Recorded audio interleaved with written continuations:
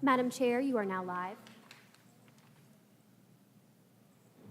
Good afternoon. I'm Commission Chair Tanya Rodriguez, and I would like to welcome you to the March 16, 2023 Human Relations Commission in-person meeting. We are coming to you live from the Cherokee homelands, where the Eastern Band of Cherokee Indians remain a sovereign nation to this day. We will now call our meeting to order. Duties of the Human Relations Commission of Asheville include but are not limited to: 1, make policy recommendation to the City Council which promotes and improves human relations and advances equity in the city. 2, support the city's Office of Equity and Inclusion. 3, provide a forum where residents can raise issues and complaints relating to human relations in the city. 4, engage the community regarding the utilization of city-funded programs and policies for the promotion of human relations.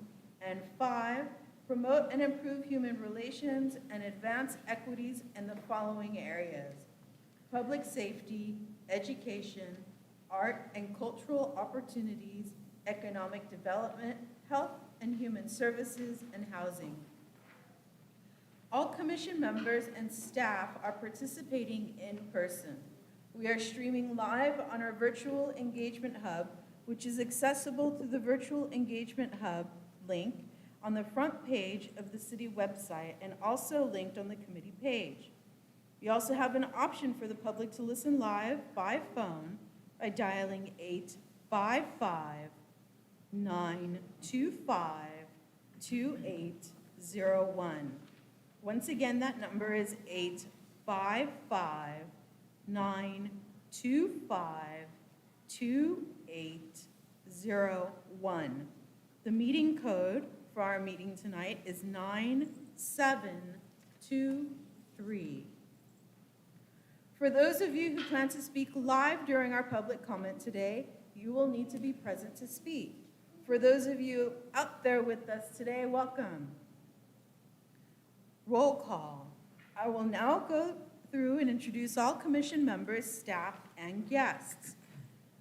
For our commission members, please make sure you wait until you are recognized by I or Alma before speaking. When you have a question or you would like to speak, raise your hand. When recognized by me, Alma, or Elena, and we'll open up the floor for you to speak. Commission members, as I call your name, please say a quick hello. See list, For persons that are here, Tanya Rodriguez, Chair. Hello. Commissioner Oliver, not yet. Commissioner Young is joining us today. Commissioner Venable. Hello, I'm present. Thank you for everyone for attending. Glad to see everyone. Commissioner Harold. Here.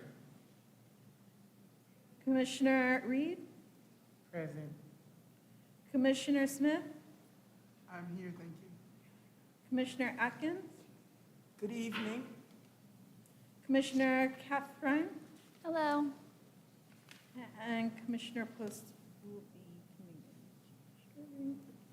Thank you, commissioners, for being here tonight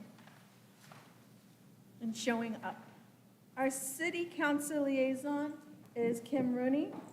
Our city staff members are Elena Schmidt, and who is our equity and inclusion consultant and staff liaison to HRCA. Hello. Thank you for being here, Elena. Also, we have Brad Branham joining us here tonight, which is our city attorney and our legal representative. Hello, everyone. Hello, Brad. Thank you for being here. Also known as legal. Group agreements to give us a shared understanding of group norms and to ensure everyone participating feels heard and valued in the meeting. We will review the group agreements which were created based on the board's and commission's ethics policy.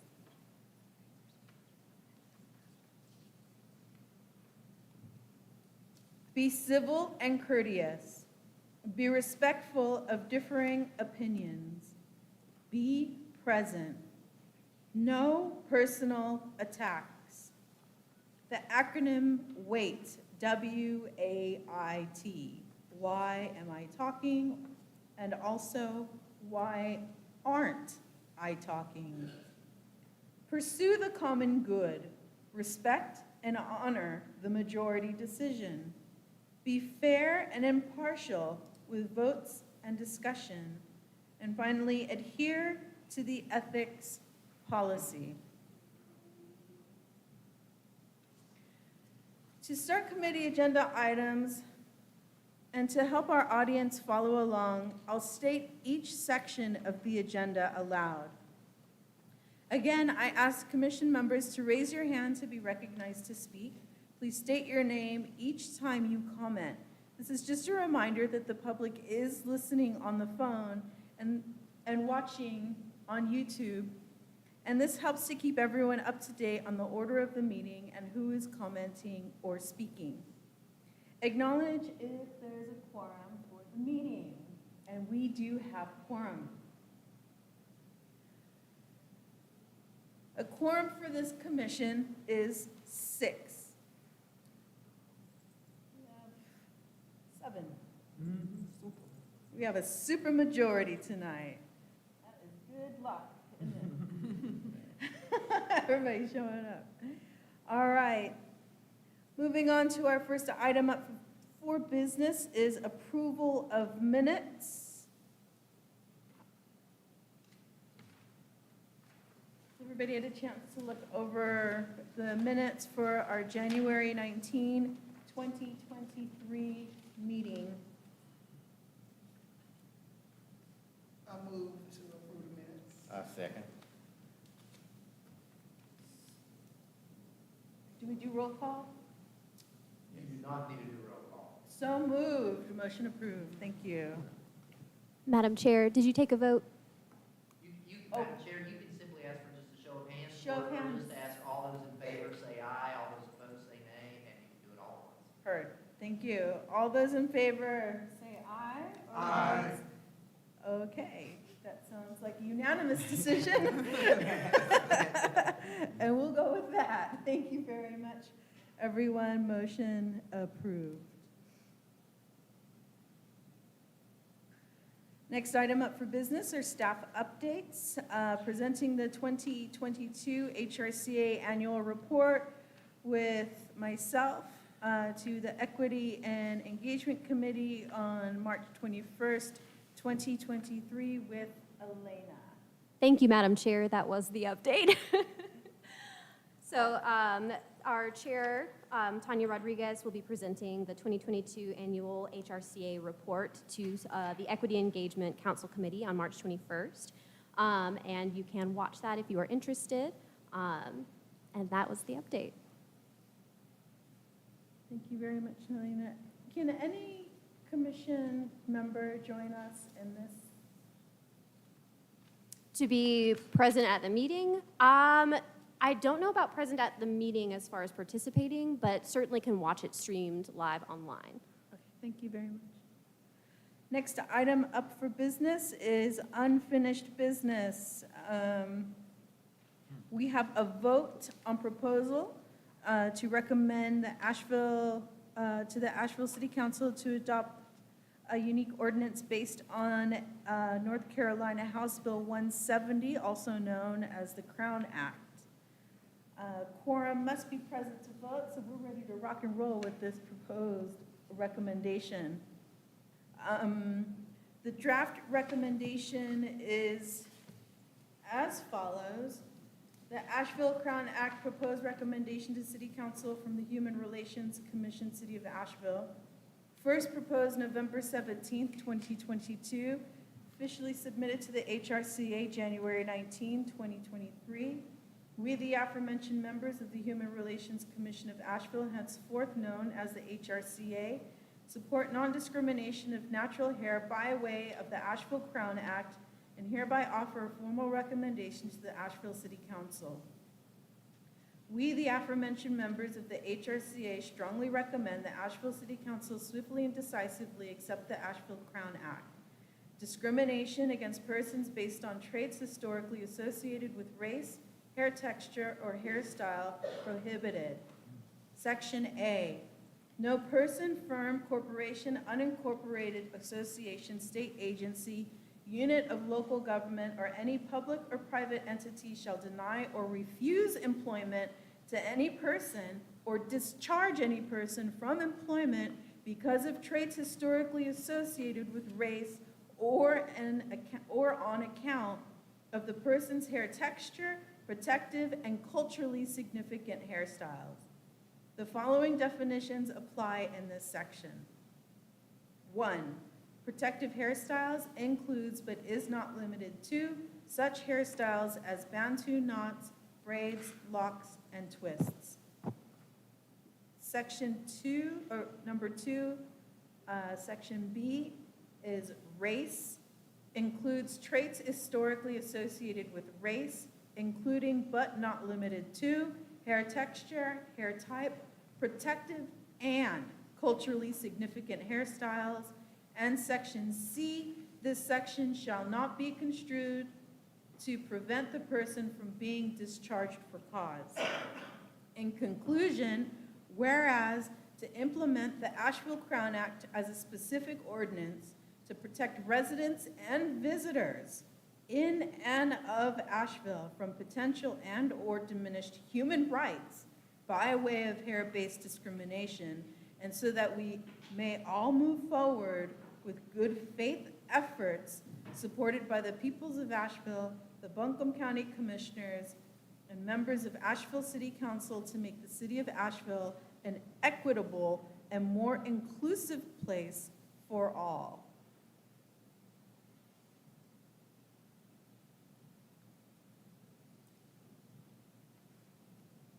I believe this is the time for discussion surrounding the language of this proposed ordinance. Suggestions, recommendations, additions, subtractions. Before we make a motion to vote. It looks good. So I second to go ahead and move forward with this vote. Second the motion. All right, all in favor? Aye.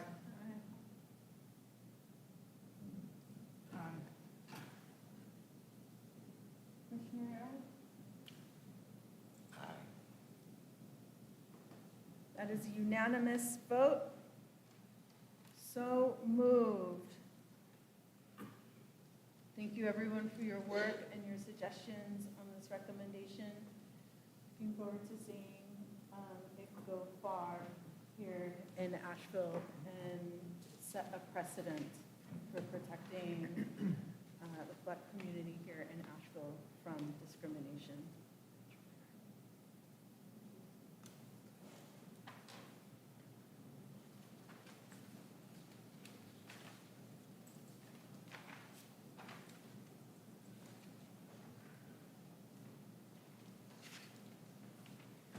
Moving on to our next item up for business, for unfinished business. Elena is moving to the podium for a staff presentation on how the city of Asheville receives complaints. This is an information-only item, and no action will be taken. Thank you, Madam Chair, and good evening, HRCA members. My name is Elena. I'm your staff liaison, and I'm the analyst for the Office of Equity and Inclusion. And I'm presenting to you avenues for complaints and inquiries to the city of Asheville tonight. So there are lots of ways to communicate with the city of Asheville. People can listen or participate in public meetings like this one, as well as many others, including city council, council committees, and other city boards and commissions. You can also attend neighborhood meetings as a form of community participation. The city staff also attend many neighborhood meetings We'll sometimes make presentations as well. Citizens can participate in city-conducted surveys and focus groups as a way of communicating with the city of Asheville. And you can also follow our social media accounts. These are great ways to communicate larger or ongoing issues with the city. But what if something breaks or you have an immediate question or need that the city might need to address? Here are some ways that you might communicate some immediate or urgent needs to the city of Asheville. You can download our Asheville app on your smartphone. You can call our customer service line. You can call APD. There is a non-emergency and an emergency-only number. You can communicate directly with city staff via email, phone call, or face-to-face, perhaps at a public meeting much like this one. But if you're not sure where to go, you can check out the Neighborhood Resources webpage. And if you are checking out this slide deck, which is available online in the Human Relations Commission webpage under Materials, you can click on the link and it will take you directly to the Neighborhood Resources webpage. You can also go to the City of Asheville website and search for Neighborhood Resources webpage on the search bar. You can just search Neighborhood Resources and it should pop up. This is a resource hub for directing you to common issues and concerns. So if you have specific questions but you're not sure where to go, this is a great place to start. You can report a crime, a concern, or nuisance. You can do this by going to the city's website. From the city homepage, you'll click on Services, and then you'll click on Report a Crime, Concern, or Nuisance. And then there's a few different avenues there. This is also linked in the slide deck. And you can also call Asheville Police Department. As I've mentioned, there is an emergency-only number. This connects you to dispatch. There are non-emergency number is available on this slide deck as well. You can submit a tip or report crime. There is an Asheville PD app as well, which you can download to your smartphone. You can text the number here to submit a tip or report crime, or you can report in person at the municipal building, and the address is available here. APD also has a community engagement line, so you can call this number or this email address, apdcommunityengagement@ashevillennc.gov, and that is a way to get a hold of the community engagement staff in the APD. So APD is Asheville Police Department, if I haven't said that yet. And then you can also call the number here for records with APD. Now, if you're still not sure where to go, you can go to the search bar on the city's webpage, type in some keywords for whatever you're looking for, and some resources will show up when you hit enter. The search bar is located on the top of the web page if you are on the city's homepage. If you've navigated to a different web page on the website, you can always go to the magnifying glass in the upper right-hand corner, and that will bring up the search bar as well. So I mentioned the Asheville app, which you can download to your phone. It's available in the App Store. You can use this to report issues and make requests. You can view the status on submissions. Now, I do want to note that if you put a submission through the app, a completed status, if you're checking the status on something you've submitted, does not mean that the issue itself has been resolved, but it does mean that it has been entered as a work order for the city to address. So this is great for many common issues, including water service, trash and litter, potholes that you find on the street, crime, and more. And then our customer service lines. So there's multiple customer service lines for different departments, but our main customer service line that can get you connected with where you need to go is 828-251-1122. You can use this to pay a bill, request a service, make a complaint, or ask a question, and they'll connect you to the right person. Now, you can also speak with city staff. This is, you can make an appointment, you can speak with staff at public meetings, you can speak with staff on duty and out on the job, such as staff who are in Public Works and APD. But I do want to note here that staff may not have time to speak unless you make an appointment. So just keep that in mind if you're engaging staff at a public meeting, for instance, that they may have another appointment they need to get to.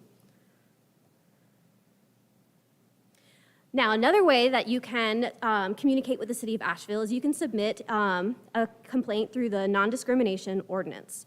So if you have if you have experienced or suspect discrimination in employment or public accommodations within the city of Asheville limits, you can submit a complaint through the non-discrimination ordinance, and that is linked on this slide deck. You can also find the forms on the Equity and Inclusion webpage. So when you go to the City of Asheville main website, you can navigate to the Equity and Inclusion webpage, or you can search for it in the search bar. And then you'll see the non-discrimination ordinance at the top of that web page. You can submit a complaint online. There is an online form which staff would receive. You can submit it by mail if you want to print the form, fill it out, and mail it in.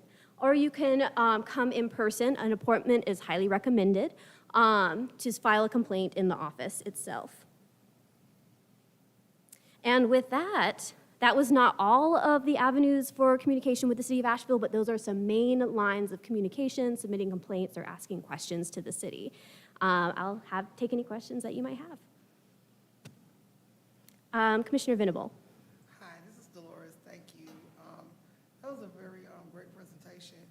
One of the things I'd like to ask is because, unlike a lot of places in North Carolina, our city is also represented by our county because the county is the bigger entity in the room. So when these complaints are made, are these complaints just kept within the city, or do they also, because the county also has an equity advisor as well, so are these complaints shared within these two entities because the city is within the county? So the direct forms of communication, for example, our customer service line, the Asheville app, the city's non-discrimination ordinance, those go internally to the city of Asheville specifically. If someone is making a complaint or an inquiry at a public meeting, that's public, so anyone could have access to what they're bringing up there, including the county. The county does have its own non-discrimination ordinance, and so if discrimination is suspected within the county but outside of the city of Asheville, someone might choose to make a discrimination complaint to the Buncombe County non-discrimination ordinance, and that would go to them. Did I answer your question? I guess what I'm kind of asking, if something was egregious enough, would the city of Asheville be willing to share that information with the county? I don't know the answer to that. Brad, would you be willing to speak?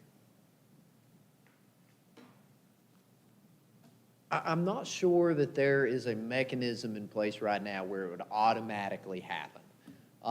What I can say is that the level of severity is not defined in the ordinance right now. Here's what I mean by that.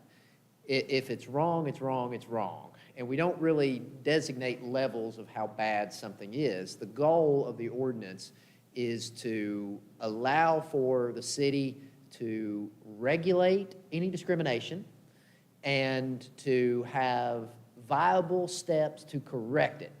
So right now, if someone were to violate the ordinance by discriminating either in employment or public accommodations within the city limits, we have a process, and Elena has shown you how someone can go online and start that process through the Office of Equity and Inclusion.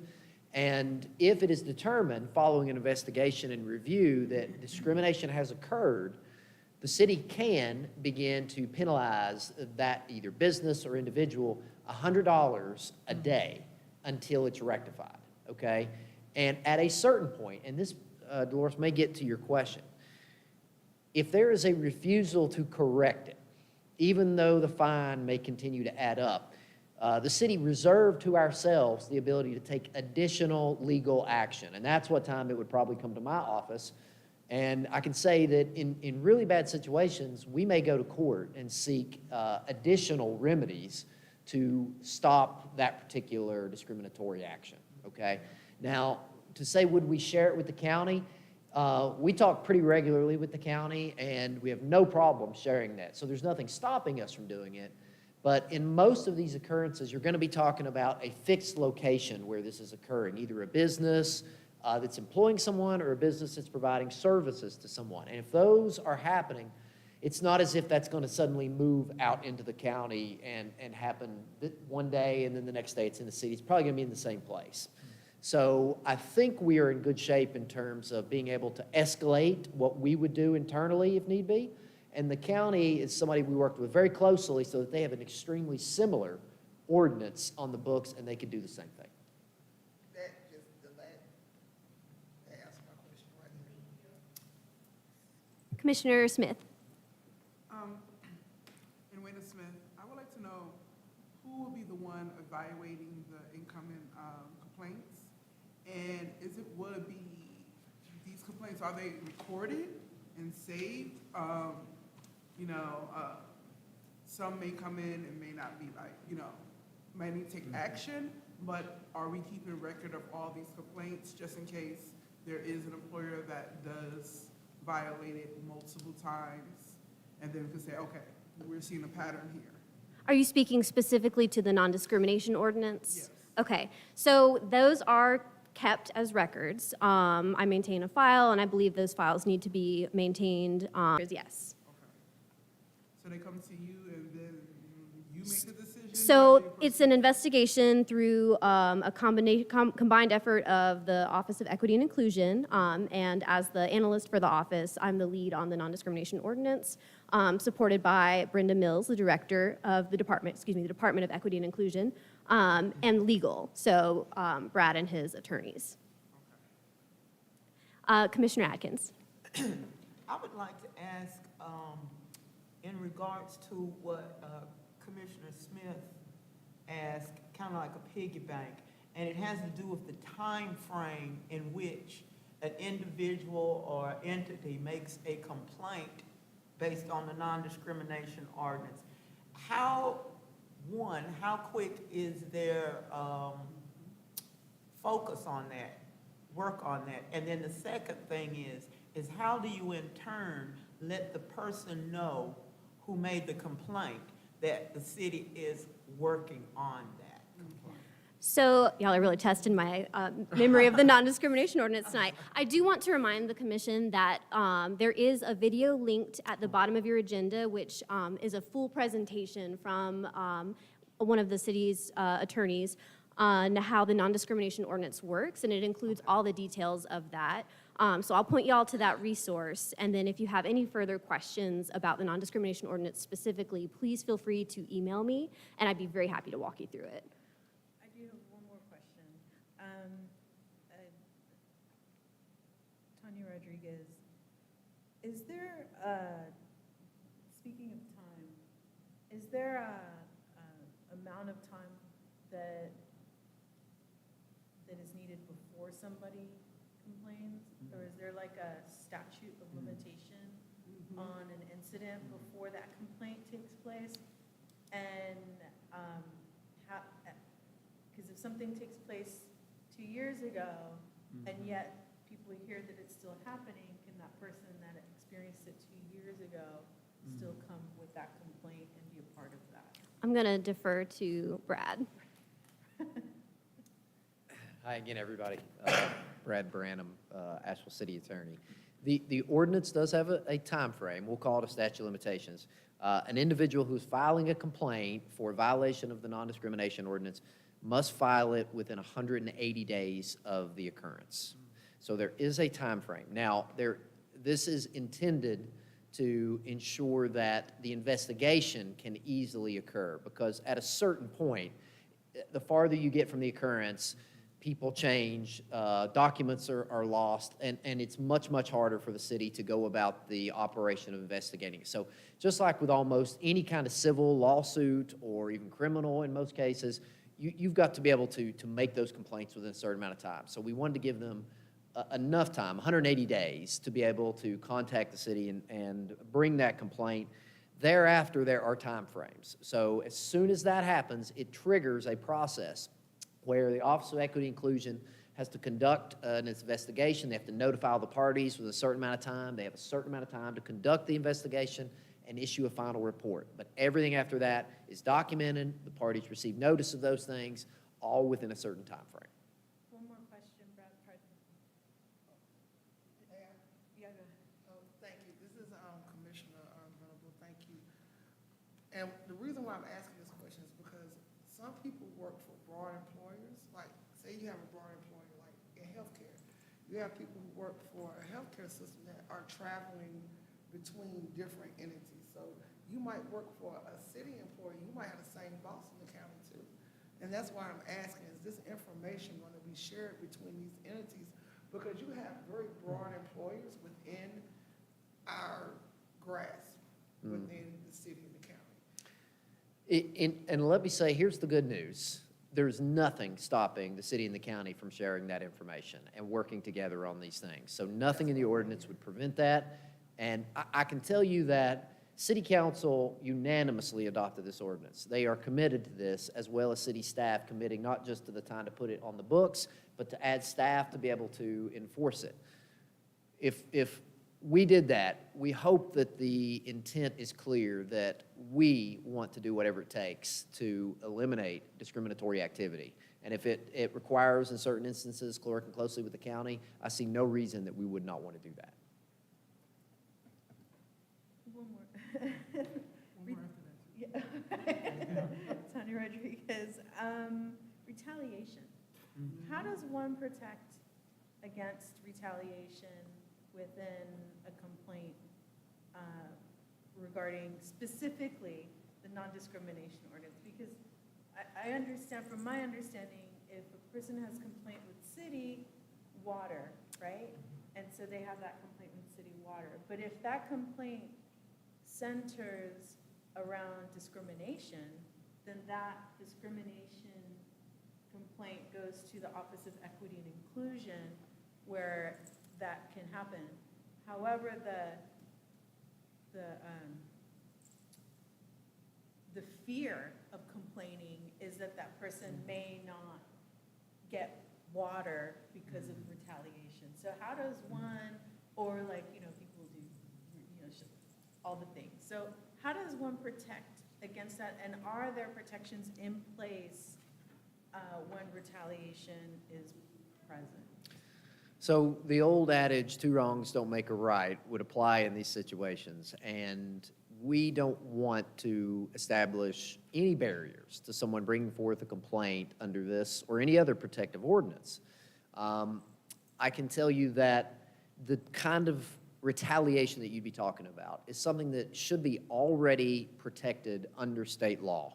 In other words, if you brought a claim under the fairly newly adopted non-discrimination ordinance, and then as a result of that, maybe the employer or the business or the city, anybody, retaliated in some way, there are additional protections already in other laws, state laws, anti-retaliation, civil claims that you could bring in order to protect yourself from those things. Now, they're not contained in the same ordinance, and it's because they already exist elsewhere. So just as an example, if you brought a discrimination complaint against someone you were working for, your employer, and as a result, while it's being investigated, you were fired, and you believe that that was clearly a retaliatory action, the law already would give you employment rights to not be fired as essentially a whistleblower. That's what you are. There are whistleblower protection laws already on the books. So that's just one example of additional laws that are in place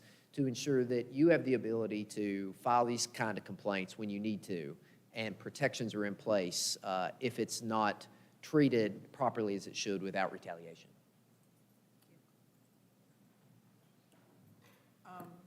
Commissioner Smith. Brad, I have a concern. Have you experienced where maybe a citizen of Asheville or Buncombe County isn't confident in making, I'm trying to pick my words carefully, because I know this might bite me.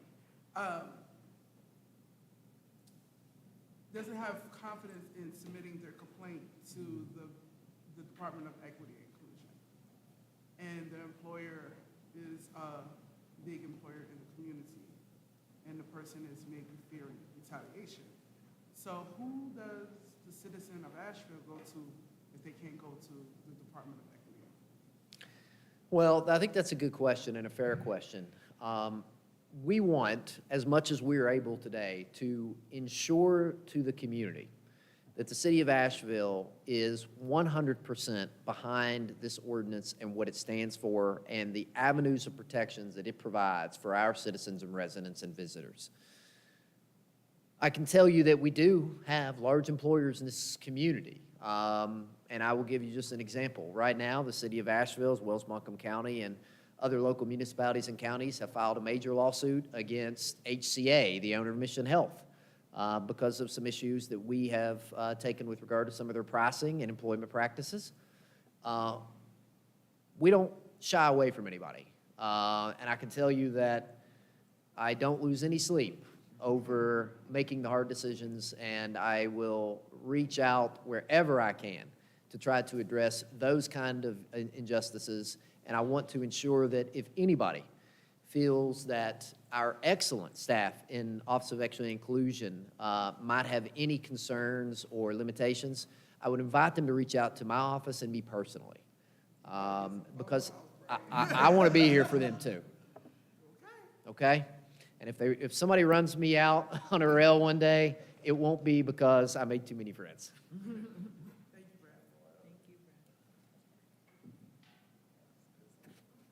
Madam Chair, I just want to note the time, if you're good to keep going or if you would like to move with the agenda.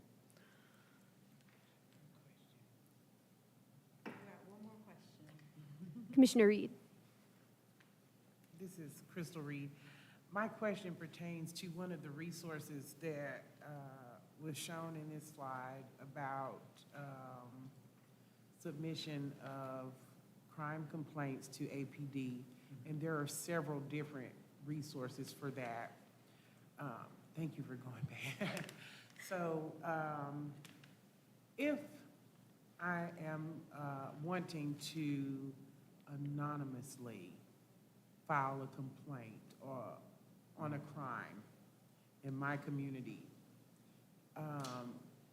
how does one receive that anonymously? And does it depend on the crime to remain anonymous? There are avenues for making anonymous tips, and I am trying to recall if it's text or app or perhaps both that you can tip anonymously on. I would have to look that up to confirm, which I can do by going to the city website and searching. Anonymous tip. Can you remind me of the second part of your question? It was, can you tip anonymously, and then does it depend on the crime? You can make any tip. So if you are aware of something major or quote unquote small, you can make a tip about it anonymously through that avenue, that line. Okay, I just wondered that based on if I'm making an anonymous tip of me seeing someone getting shot in my neighborhood, will I then be requested to come to court if they do apprehend the person that I am making this tip on? I might need to refer to Brad about as far as like knowledge of what data, if any personally identified information is maintained. I don't know. Okay. But there are ways to submit anonymously. I just don't know what's collected where and who accesses it. Okay. If I may, really quick, one way you could find out as well is the community engagement phone number and the email address, and you could ask the community engagement of the APD as well, and they could tell you that information. Thank you. I just looked it up, and it says individuals without a smartphone can share information with police by sending an anonymous text tip via their cell phone by texting the keyword tip, TIP, to APD, and their message tip to 847411. The tip to APD tool is only for non-emergencies, and it's not a replacement So for which means 911. don't call for murders, don't call for any. Just call 911. 911 for that. Right. That means keep everything out the frame. And you don't have to give, I don't believe you need to give your, Crime Stoppers also can take that information to you, Right. like for little light stuff. And some, they pay some folks, I don't know nothing about that, but that's what they do. But, that's one avenue, but basically what it's saying is if it's something outside, like if it's something petty, we see somebody do a hit and run, seen somebody, but if it's something where it's gunshots, you need to call 911. You Right. really do.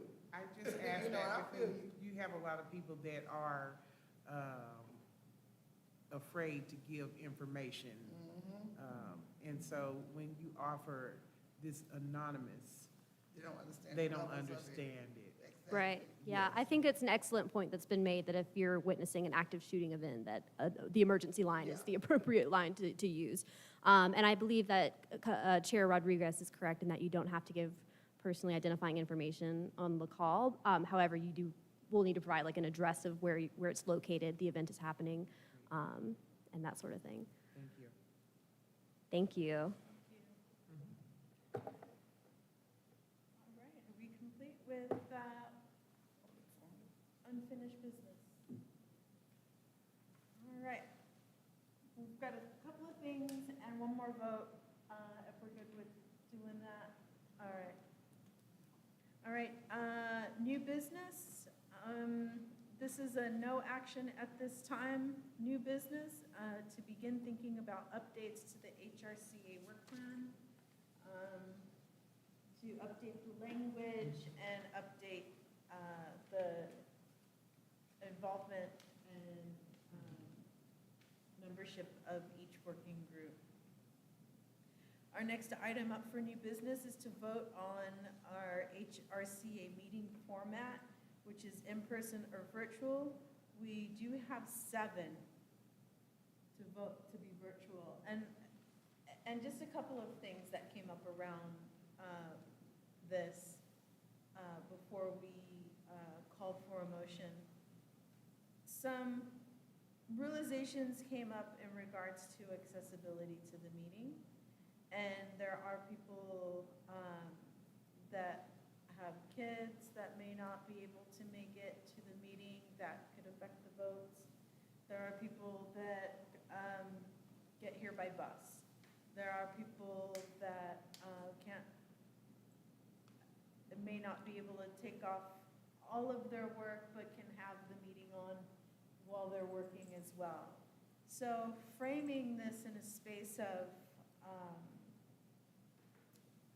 accessibility is I feel a way that we can advance equity by example in this commission by offering the meeting to be completely online and accessible and virtual.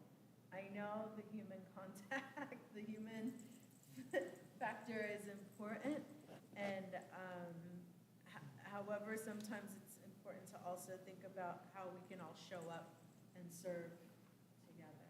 So, Commissioner Venable? Okay, so this is part of some of our working groups that I brought up too. And one of the things that was talked about is, okay, so number one, if I'm correct, if we do this all the way virtual, it has to be all the way virtual, correct? It can't be, some people in the room and some people on the computer. It has to be one or the other, all the way. Yeah, it is one or the other, and there's reasons behind that. We have been for some time trying to work through the possibility of doing a hybrid model, and there are technological challenges to that. Just as an example, when we film these things for the public and broadcast them live, there's a delay between what happens and that.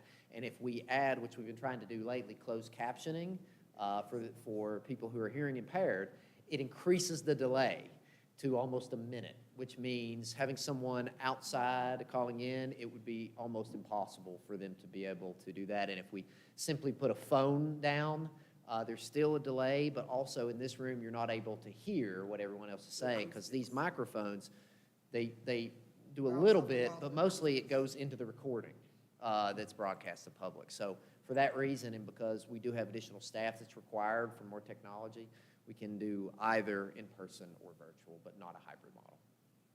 May I kind of piggyback off of that, please, y'all? This is, again, Dolores Venable. So, and this is kind of going into another avenue of our agenda, which is the committee updates. But I think part of the public engagement part of our piece also, and you know, this might be another avenue to get more people involved. What if you had meetings because you meet so in another way now? So what if you had meetings in certain areas to where you could also be in the areas of where people who are on this commission live at different, because the city owns a lot of spaces. We have community centers. The county is always very lean, you know, friendly with us if we wanted to. I'm sure if we needed to meet at the library, we could. We have some other places like East End and Valley Street that will probably lend space to where they're at, and you have Stevens Lee. What if we had meetings every so often instead of here? Because another thing about here is too, I think people feel some type of way about coming through certain barriers, quote unquote barriers, i.e., you know, policing, and because the city is intimidating, not saying the city is doing any type of wrong, but people do feel some type of way sometimes about being within these constructs. Everybody's not built for this. So sometimes you have to meet people where they are, and I think that's part of what the HRCA should be looking at, is meeting people where they are. And that means you go into their neighborhoods. Because the meetings that we've had the most attendance at were when we went outside of this. And we had a great attendance, great impact. Some of the best discussions that we've had have came from necessarily, and it was online, but it was that housing discussion, where we talked about what it looked like for people who live in Asheville that deal with the homeless community and deal with homelessness within their own families. These are resolutions that we were able to, and recommendations we were able to pass off that city council adopting or taking it to another level. And a lot of information have come from those entities where we went outside of ourselves. And I think you get a better view of where people live, the type of people that you're speaking on behalf of that might necessarily not come here. They might go to the Grant Center. They might come to Hillcrest. They might come, and we have to be willing to, because you signed up to go outside of your own scope. And that's the only thing that I'm trying to say, is that I see that most of the work that has been done within this entity was not done online. It was done in person. I have an idea for that. I hear what you're saying, Tanya Rodriguez. I hear what you're saying, Commissioner Venable, and I honor it a lot, because that makes sense. I remember that meeting. It was the house was packed. There were people standing up in the aisles, and I wonder if the solution is that we have our work that we do here, and we have the working groups that do that work. And then the working groups that do that work bring that work to the meetings, right? And so we have those meetings online for accessibility purposes for just the commissioners and for people in Asheville to see the meetings. And then we have special meetings that relate to specific subjects that we're working on to get public input. And that would help to alleviate presence that would seem to be only behind the screen and putting us out into the communities, like where you were sharing, but in a special way, so that it's not like in every meeting. It's like maybe we have quarterly check-in meetings in each neighborhood to discuss pertinent issues within that neighborhood and receive information from the community to the HRCA. And then we have working groups that develop from that we can work on, and then have our meetings, and then go on to the next one, and then go on to the next one. I wonder if that might help to balance. It's the quorum issue that you're gonna check into, because of course people are doing that, you know, so it's almost like you're having meetings on a regular schedule, like every month instead of every other month. You see what I'm saying? Like, if you're gonna be doing that, you're bringing something to a community.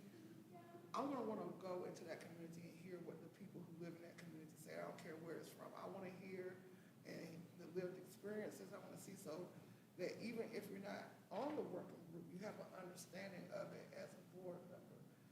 And so you see what I'm saying with that difference in time, meeting frames, because you still have to if you have a quorum of board members, then you're still gonna have to take minutes, you're gonna still have to announce that, you know, in the public.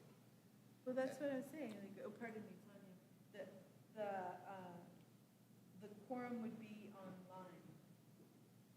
That's where we would afford the quorum because the online meetings would be made accessible for everyone to participate. Instead of having to go to, they can just turn it on. Even though I understand that not everybody has accessibility to computers, not everybody has accessibility to Wi-Fi. So that in and of itself is an issue within accessibility. So this is just something to think about. When is the final? I don't know that we were given a specific deadline for this vote. I'll check on that. If we're not ready to take a vote tonight. Commissioner Atkins, as a question, and how would we videotape or be able to, you know, have meetings recorded in the community sector like Because they're that? all set up just like this. So they're all set up like this. Okay, that answered that question. And then the next thing would be, one of the things that we at the Community Engagement Focus Group has been working on is looking at key events or community engagement opportunities to be able for the HRC to be visible and able to ask questions and be able to talk with the community, to be more accessible. And I think in return, if we're more visible, then we can hear the things that community is wanting to say and wants to get back. And that would because I know seniors, now there's some seniors that are computer savvy, but then there's some seniors who are not, but they're very civic minded. We need to hear what they're saying so that can bubble up to the top as far as making decisions and making sure decisions are getting back to the city council. So I would ask the commission to allow the community engagement focus group to continue to research specific events and with input from the rest of the commissioners as to specific events that would be vital for us to be present at, so that we can mingle around with the crowd, talk about what we do, and then allow people to speak to us so that we can bring them back to, whether it's virtual or in person. I think that's our job, is to be visible, receive information, get the feeling of what's happening out there, bring it back, and filter it to the city. That's just my thought processes on it. I don't want to talk too much, but that's my process. Madam Chair, if I may, sorry. I think I can offer potentially a little context which might be helpful in this discussion. First, to answer your question, I don't think there's a date. I don't think there's a deadline for this vote, but just know that it is the format for your meetings until the end of this calendar year. So that's the timeline, whatever you decide to do. And then the live in-person meetings, like we're having tonight, are live streamed online through to the YouTube channel, the city's YouTube channel, and people can also call in. That is made possible due to streaming stations that are here in City Hall. And so live in-person meetings, at least right now, are limited to City Hall for commission meetings, I believe. The other piece is if the commission would like to hold working group meetings, so your smaller subcommittees, you are very welcome to include community members as members of those committees, even if those members of those committees don't serve on the commission itself. That's okay. You can do that. And then if the commission does choose to hold any kind of special meeting in which there are a quorum of members, we'll just need to provide notice to the public for that and be able to do all the pieces related to it. Commissioner Venable.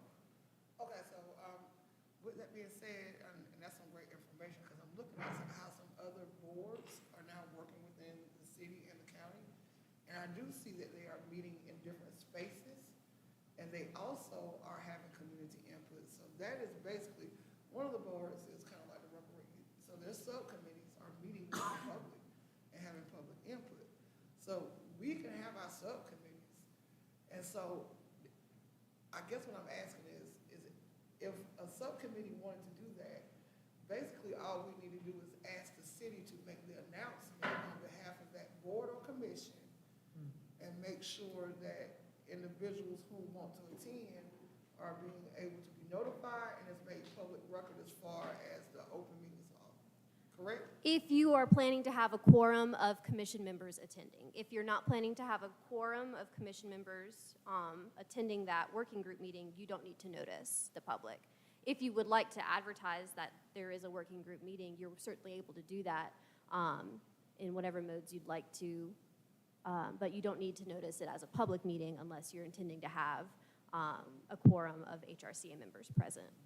And so if an accidental quorum did happen, how would that, So I think in that instance, if you are discussing HRCA business together, you would probably have to decide some, who to leave, who to exit to reduce it down below quorum in order for that to be okay.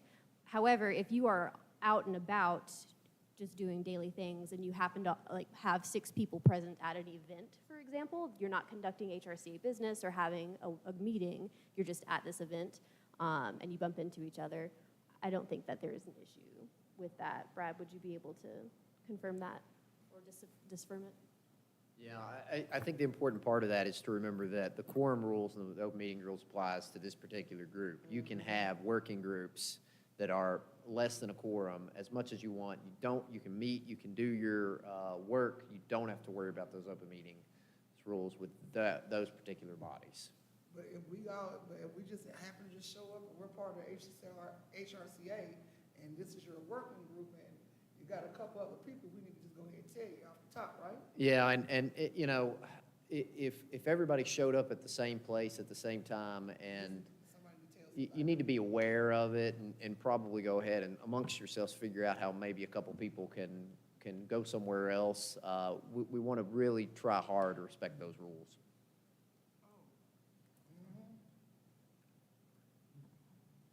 I didn't know that. So does that mean like if we're all in, let's say Juneteenth, we're all in Juneteenth, then it's an issue? No, that's a festival, that's what Okay, I'm so, okay, all right. But Okay. if the HRCA board has something, anything to do with a working group with that with any of that, if you see enough people and you start counting, because every time I walk in the room and I see any of you, guess what I'm gonna start doing? I'm gonna start counting heads. Because if I get to enough heads, guess what I need to call?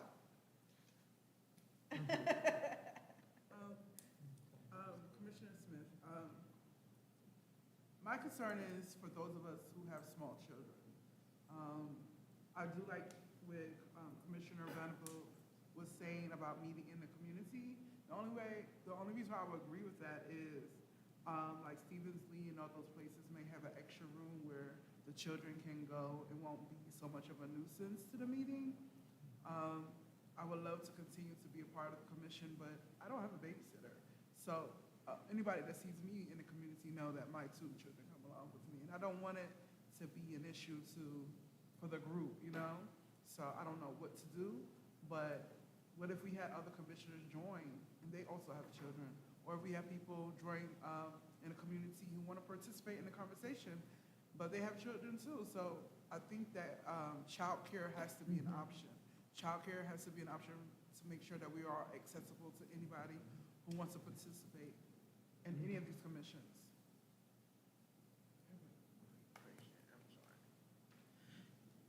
This is Commissioner Reed. I have a quick question because I need a little bit of clarity. We branched off from working group sessions is this question primarily for this purpose, for this meeting, for HRCA, accessibility to the commissioners to be present or go virtual? Is that what we're being asked? And that's what I need clarity on, please. Yes, the vote or tabling, or thinking about, or proposal is whether we stay in person or go virtual. And going virtual is in regards and in direct response to the childcare situation, and also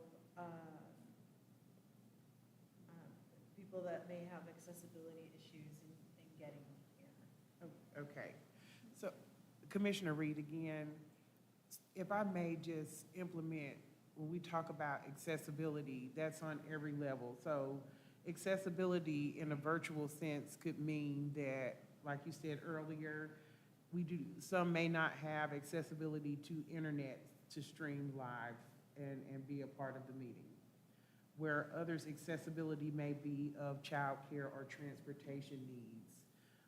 So even if we were to consider to think about moving that around, that would still be an issue of accessibility. So I need a little bit more time to think about this, because that could pertain to an issue. However, personally, if I sign up for something, I know, and you read the policy and procedure and what you are asked of being to do, then you take that into consideration before you apply. So I would think that we need to clarify that in the future, accessibility and the needs of anyone that sits on a board or takes a chair, so that this does not become an issue elongated. If I may, this is your staff liaison, Alina. The Human Relations Commission had been meeting virtually, as most boards and commissions were during the COVID pandemic. And so when applications were coming in, the expectation was a virtual meeting that would be streamed for the public. That was lifted late last year, and commissions and boards were able to vote on their preference for meeting format, whether they wanted to be in person or virtual. For that vote, you needed to have a supermajority of members vote to be virtual. Otherwise, the meetings would default back to in-person formats. The commission voted twice over 2 meetings, or attempted to vote over 2 meetings, and did not make a supermajority present at either of those meetings. Therefore, you defaulted back to in-person meetings. This is another opportunity to reconsider that choice again, if that's something that you're interested in. That's where this comes from, is in an effort to make commissioners who had previously had the expectation of a virtual meeting, which then changed to an in-person meeting. You have the option to consider now if it makes sense for this commission to stay in person, or if you would like to move to virtual meetings again.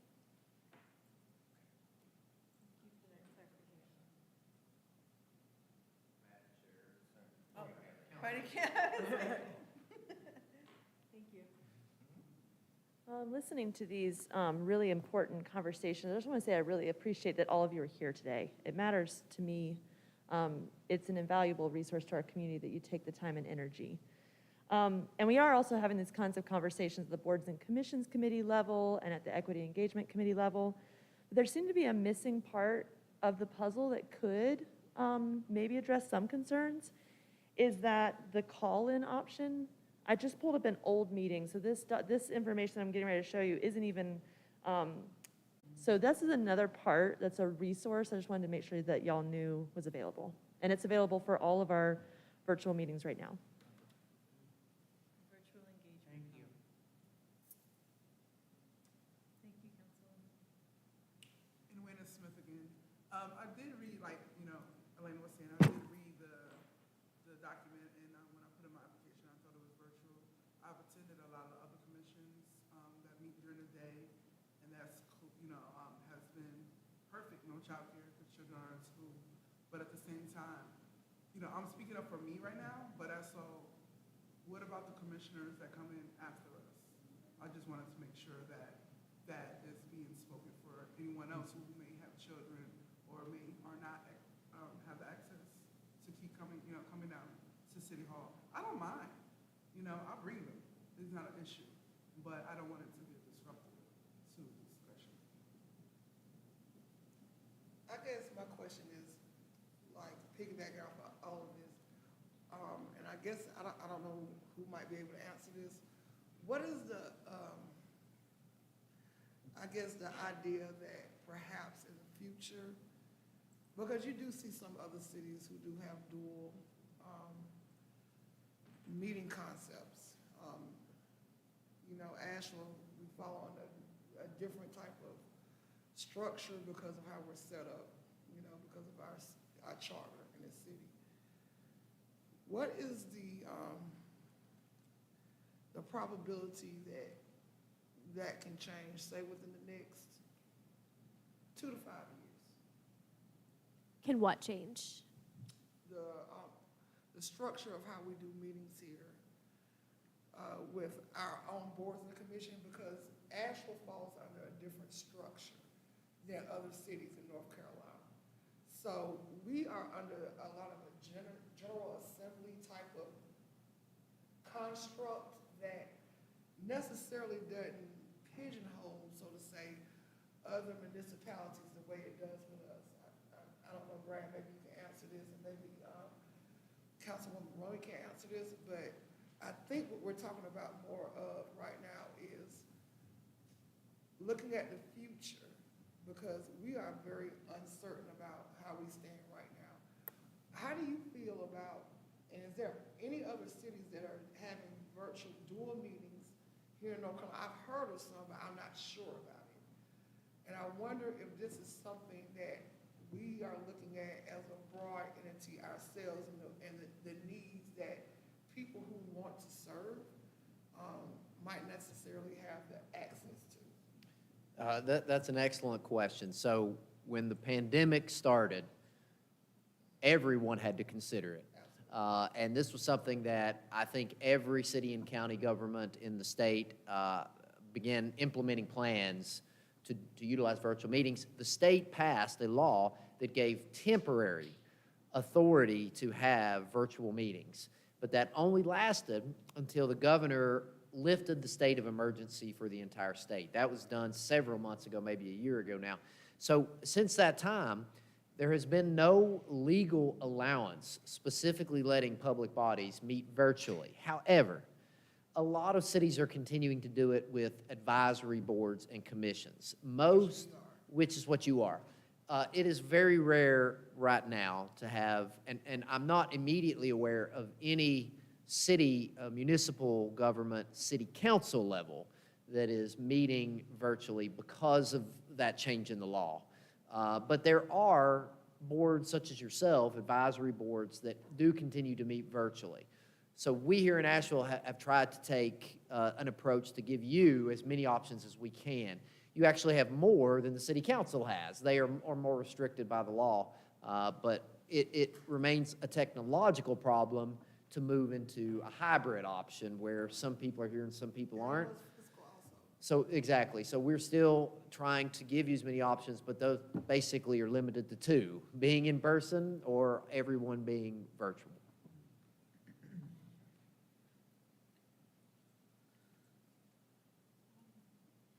Commissioner Catherine, I was going to ask if it'd be possible if we were to vote virtual. I thought Commissioner Venable brought up a good point in terms of like us coming to the community or going to the community for outreach. That's part of our mission as this board.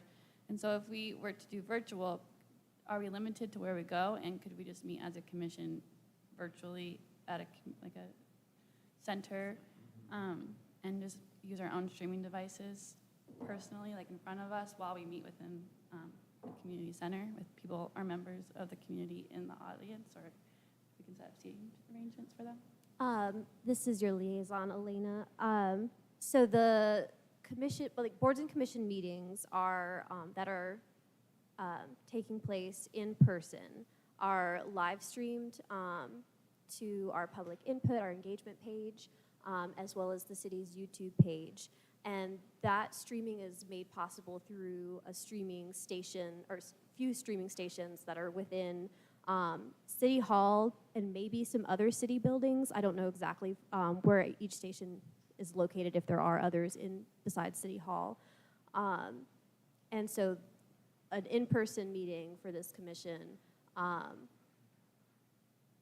to stream online to increase potential attendance to commission meetings by the public would need to happen where a streaming station is located. If you wanted to meet in community without having the meeting streamed, I would have to check and see what the requirements for that would be. I believe you would need to provide notice of the change for sure. But the idea behind voting on your meeting format is to make it consistent so that people know how to engage in your commission meetings. And so whatever format you choose, that's your format for your commission meetings for the rest of this calendar year. And you meet every other month right now, which is I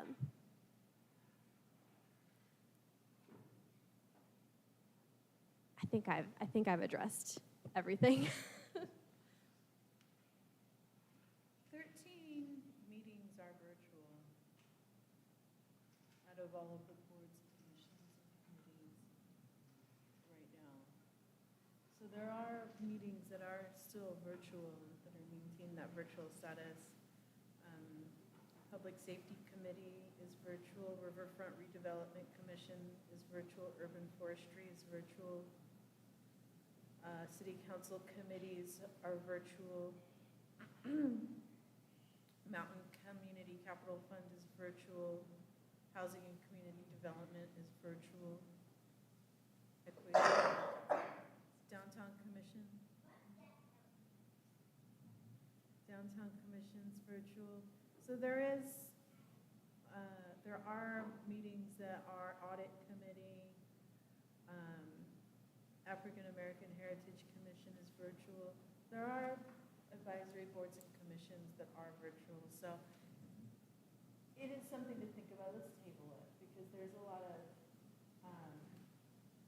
thoughts on how to proceed in a way that's conscious with accessibility and a holistic perspective as to how we can get people to come to the meeting, get a quorum, and have the actions. Are we good to table it, Commissioner Harris? Yes, I would like to say, I'm all for meeting in person, but if it makes a difference as far as getting a quorum together to do it virtually, I'm all for that as well. But I would like to see the most of our members, be present and accounted for. And as far as what Commissioner Venable was talking about, as far as the meetings in the north, south, east, and west quadrants of Asheville, I'm all for that because a lot of people have necessarily scary tendencies about coming up to City Hall, the police and necessarily the presence of police, shies people away from coming to public meetings. But when you go into their necessarily comfort zones, you'll get more response. You get a larger crowd, a better crowd, like that. Not a great big crowd, but you can start off that way. But when they see you're doing something positive or trying to do something positive, you're listening to their ideas, and you're coming up with solutions, I think it's worth a try. We just have to put out, we have to start moving in that direction. That's what I want to say. Thank you. Commissioner Smith, I have a question. Did we have more people attend prefer virtual or in person? Because, I attended a lot when we were virtual, and we still weren't in quorum at times. So I want to know, were we better in virtual, or are we better now? May I just add something to that? Because I'm the only person who's been here since the beginning of this board. I'm the only member who's been here from day one. Yeah. I can tell you that anything that we've had in person in the community, that was the largest outreach we ever had. When we went to virtual, there were times we didn't even have quorum. We've had more quorum, I think, within the personal sense, because you have to look at this board has changed so much in the last, and I'm gonna piggyback with something else in a second, but this board is so new that we've had more quorum, in my opinion, in the last, say, give or take 6 months, than we've seen during the COVID, because during COVID, we didn't meet for almost a year, I think. It was about a year that we were kind of stagnated, because no one was meeting. We didn't have meetings ourselves. Everything was shut down. Am I not correct? We met every month. Not during COVID, when COVID first started, because they suspended all boards and commissions. Am I not correct on that? I will need to go back and check records of I the do remember meetings. meeting when COVID. We did not, because they suspended all the boards and commissions, and then they had to figure out how to make it virtual. I'm not trying to argue with you at all, but it was a very long period of time when we had 0 meetings. If I may, this is your liaison, Elena. A little point of order. Yeah. So to get to your point, Commissioner Venable, about attendance, I can go back and see prior to like pandemic times, and then also virtual meetings during the pandemic. But just to remind you that you've only met twice. This is your second meeting back in person after being virtual for a while. So that there's not a lot of data after virtual that you have to draw from. But it sounds like there is a lot of discussion that still needs to take place among the commission about your preference. And so you might consider tabling this for a future meeting. And I'm totally good with that, but I would also like to know, was there a period of time where this board did not meet due to the pandemic starting? Because I do remember a time where there was some meetings that were not had, because the city was at, because they didn't know how to operate Ivory and Brand. Does anybody have any?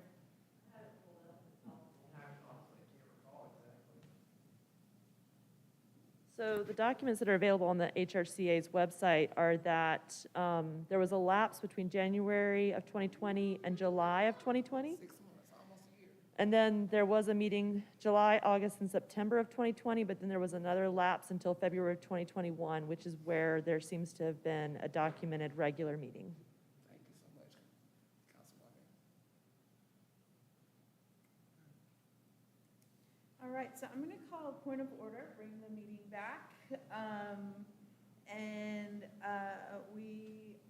Seems like there's an agreement across in the room to table this discussion and then move on to our next item up for business, which are committee updates. There are key actions from our HRCA retreat. And are there committee updates from our intergovernment relations committee? We have really no updates, nothing to report. Community engagement, are there any updates from community engagement? No real updates other than continuing to work on the action items that have, been before us for some time now, and trying to answer that question or respond to the state, desire for more youth interaction. We're trying to figure out the best way to present that to you all. Thank you very much. Are there any updates for addressing housing issues? Commissioner Reed, just a couple of updates that have been brought to my attention for 2023. So dealing with the homeless population in all of the apartments that are being built. within the city to address this. We still have almost 5,000 people that are on a waiting list to be housed in one large entity of Asheville, and that is through the Housing Authority. I'm sorry, can you say that one more time?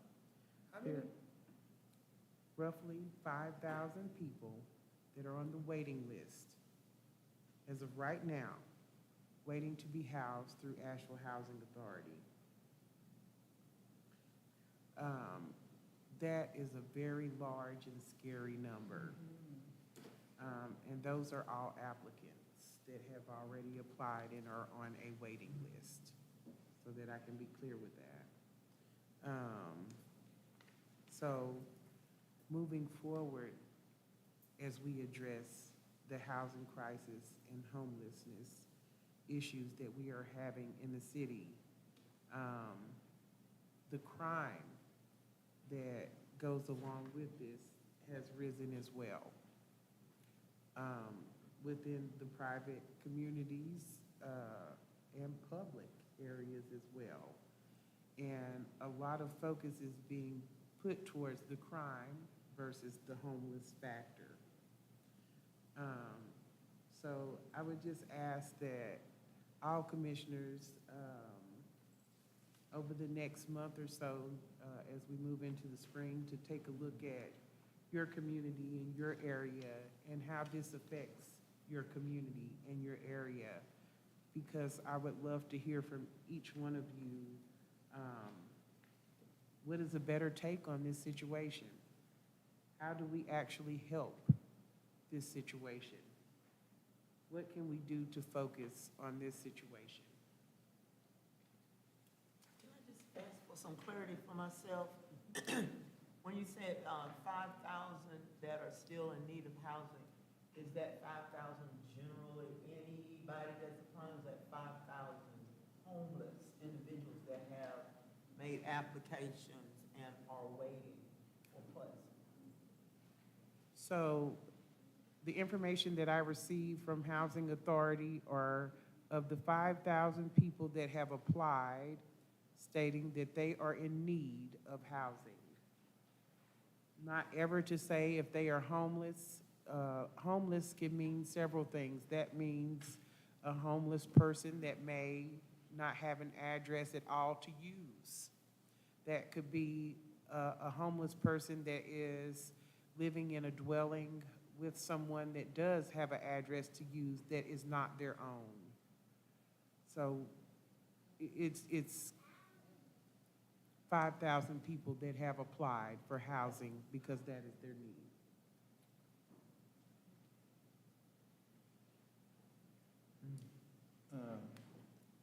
I like Commissioner Harrell.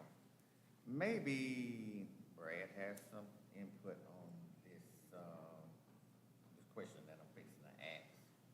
Or like you may, anybody, Kim might, Commissioner, Councilwoman Roney. I know we're building different areas up as far as housing, and then so many are allocated toward low income. Are these low-income places being coordinated with the housing authority? And how many, another question is, how many are entailed in the projected building sites thus far? What was the last part of your question? How many of what?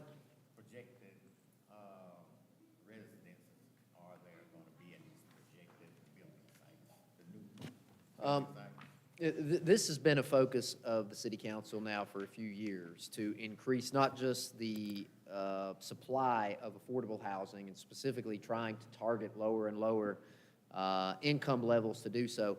We do coordinate quite a bit with the housing authority. Now, they're a separate entity, so they have their own things going on, but the city was part of the funding model that was recently done, not just a couple years ago with the development of Maple Crest, but also now for Pisgah View, which is also being remodeled.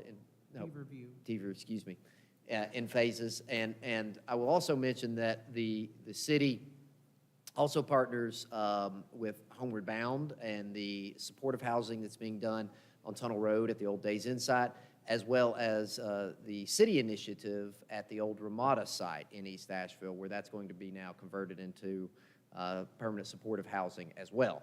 So there, as to the exact numbers of how many are coming online, I think that's something we may have to get back to you, and Elena can help coordinate that through our Economic and Development Department. They have those numbers. But this is a constant fight, and we know for sure that the numbers that are coming online, the problem is that income levels keep going up, and as income levels keep going up, our ability to have affordable housing gets less and less affordable to people at lower incomes. So the City Council is trying to work with city staff as well as community partners to find ways to target some of those lower incomes and do this as quickly and en masse as we are able. One other question, Brad, please. This might be misinformation that I received. I heard out of my ears. The contractors that built these apartment buildings, whatever, and then they didn't live up to their part as far as giving the affordable housing, like they said they were in the beginning. What happened to those contractors? Yeah, so the city, not with every single developer, but with certain new developments primarily, the city is able through the development of either through zoning process or new developments or subsidies that the city offers, is able to gain an agreement with those developers and the people who run these apartment complexes to provide percentages of affordable housing. That's something that we have dedicated city staff who monitor that on a yearly basis to make sure that they, as the developer and the office staff, is checking to make sure that people are still eligible based upon incomes, that they are still renting at those rates. We ask for them to provide the leases, the information to show that they have verified that it's correct income going into those things. And if they do not, they are subject to have to repay their subsidy to the city. So at this point, we feel pretty good that those out there who have the obligation to keep doing and providing affordable housing are doing that. Now, let me say that most of the time that these affordability periods don't go forever. Sometimes they do, we're able to get that, but many cases they are anywhere from maybe 20 years, maybe slightly less, maybe more, but at the end of that 20-year period, the obligation to maintain those affordable units often goes away. So some of the very early developments that have affordable housing are coming to an end. And we're trying to work with those people individually to extend those affordable housing periods and opportunities.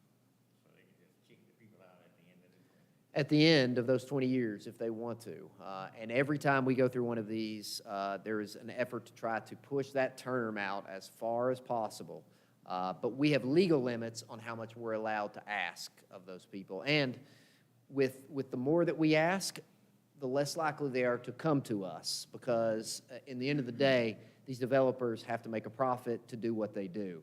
And if it doesn't raise the kind of money they need, it doesn't matter how much the city gives them, we'll run out of money before we can get enough affordable housing built. Is there a projected number right now of people going to get kicked out in the next couple of years? I think that the majority of the affordable housing developments we've had are still well within the affordability period. Now, there are some, again, that started as much as 10 to 15 years ago. But the majority are still going. And as we see them now getting near the end of their period, and I know we just had one in the past couple of years, that we are now trying, as I said, to work with those developers to extend that period. But we believe also that we're devoting as much attention as possible to new developments. And we're also looking at existing affordable housing to try to preserve the existing affordable housing. So every tool in the toolbox we're trying to deploy.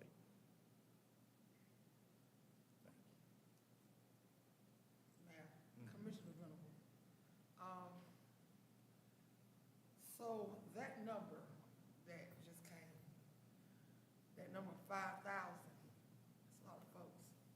You're talking about an area like Asheville, and how can we find out what those numbers are? Because I'm gonna tell you what's piquing my interest. The fact that this You got 5,000 people, if the numbers are correct, sitting, that have applied for housing years ago and still have not received housing. So I'm trying to make this make sense in my own head because my brain right now, this is very alarming and troubling to me as a native, as a taxpayer, as someone who works in this community, who lives here, who's tried to do the best that you can. You have 5,000 people on a waiting list. That's a waiting list, correct? Is that what you're referring to? A waiting list? That is correct. This is Commissioner Reed. That is correct. This information was given just recently when they were talking about the economic status of Asheville as well and where we lie in the state of North Carolina as a city. This was all discussed just recently with that.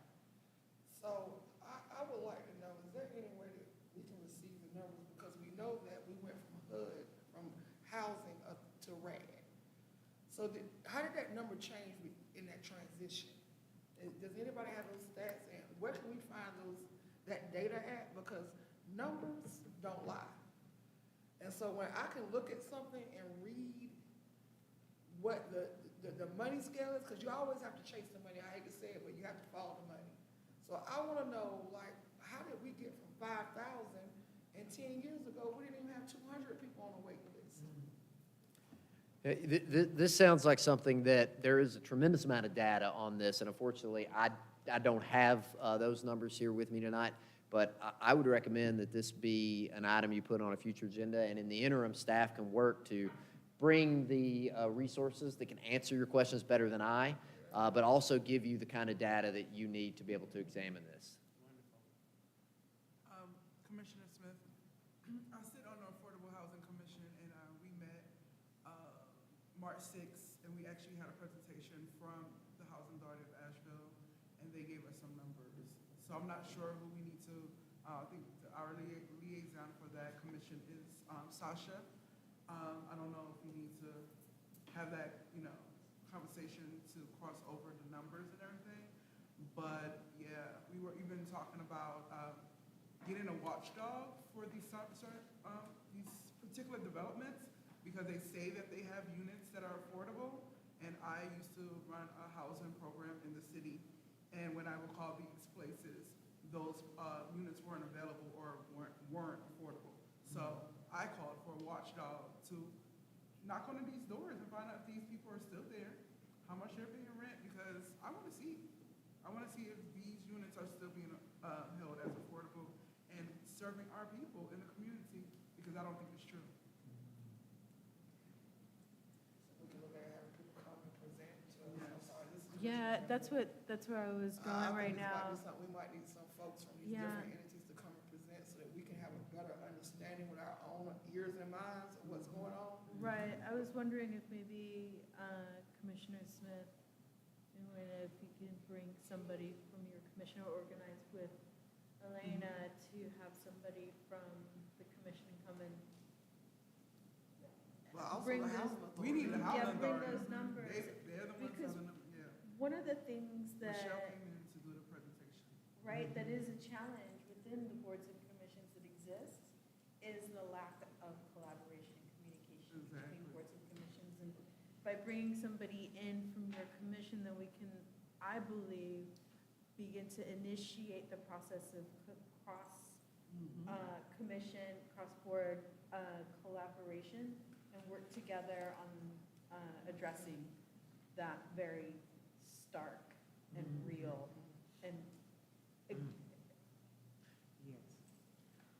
Yes. May I, Madam Chair, I want to note the time at 7:34, and this is an awesome conversation. Clearly, some more research needs to be done.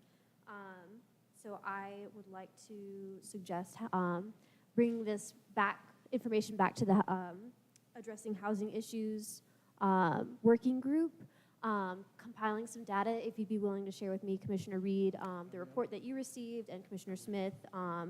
I'll take a look into the meeting materials from the Affordable Housing Commission and see if I can find that presentation and send it out to commissioners.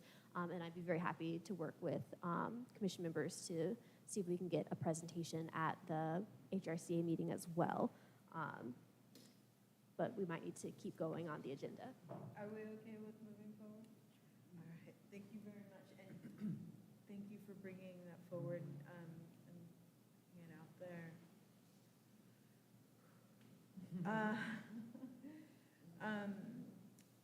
Examining systems? And so that was one of the things I would want to bring up, is bring some of the systems that are larger within our entities.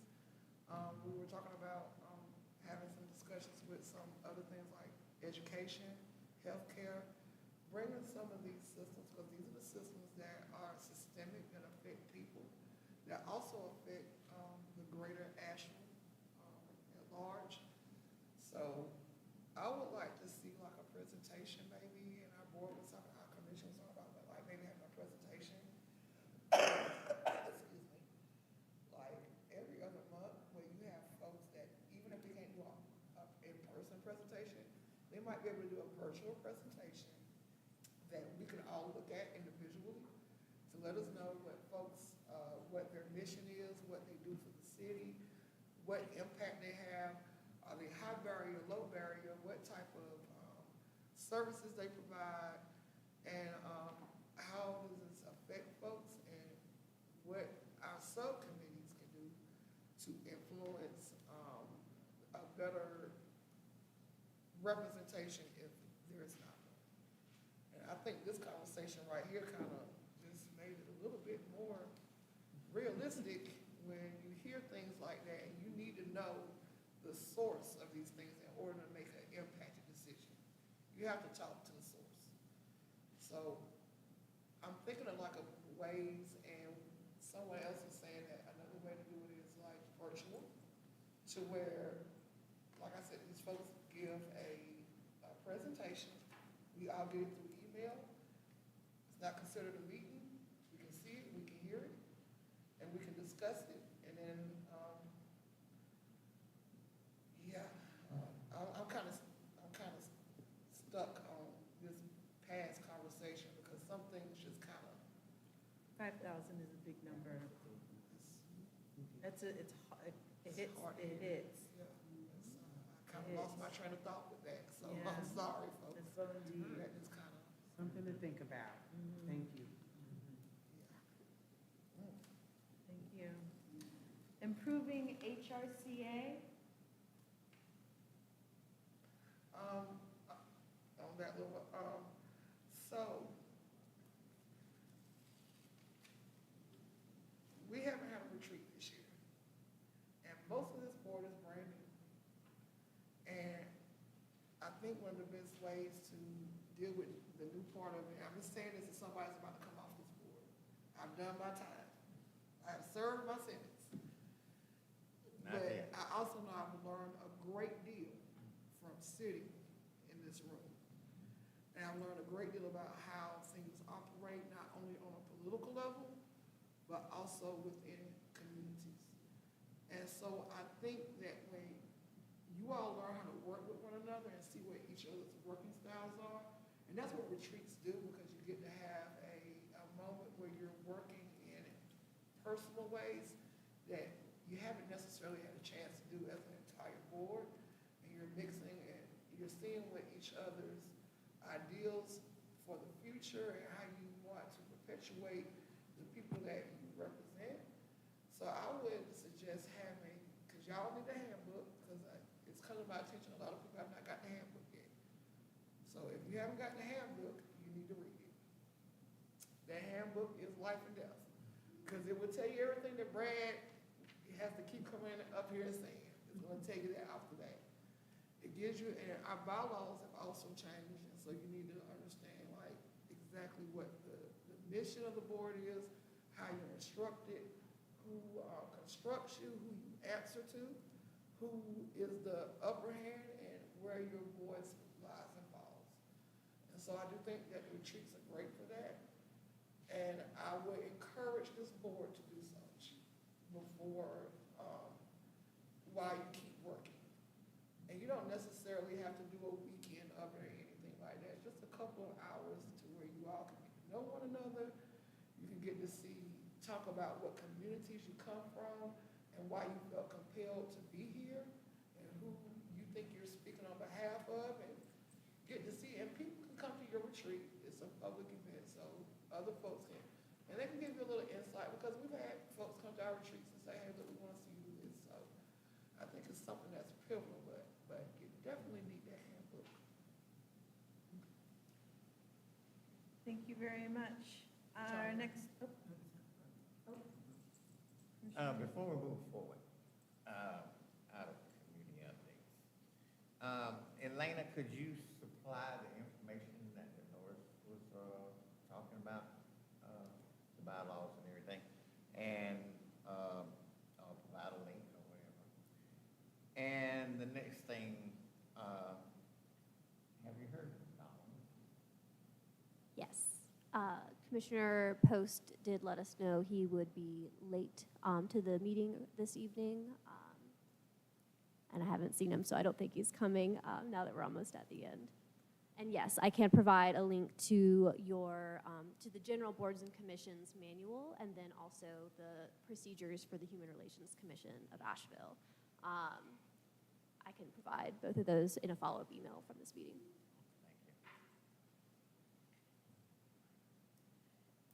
if there's no further comments on commissioners. Oh, no. Okay. Moving on to our next item up for business, community announcements. Are there any community announcements?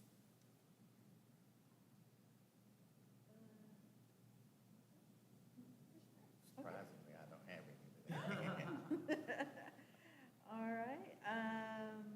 And also, moving on to our next item up for business, if there's no community announcements, are there anybody in the queue for live public comment?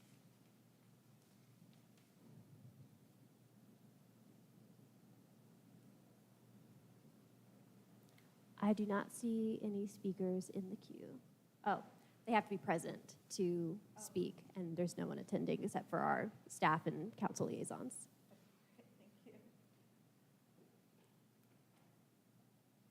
Okay. Before we adjourn, I have one thing to say. I couldn't find it earlier, but I found it. It's concerning what we discussed earlier, as far as concerning the North Carolina period. The Crown Act, it bans heritage. This is according to North Carolina, and where they are at now. North Carolina bans heritage discrimination, protects natural and protected styles from prejudice. The Crown Act moves forward in the Senate, respectful and open world for natural hair, protects hairstyles associated with race, hair, texture, or style. Raised locks and natural styles are covered under the Act. And currently, the bill has been referred to the Committee of Rules of Operations of the Senate. And I didn't know what that was, but I want to ask Brad, who are the rules of operations of the Senate?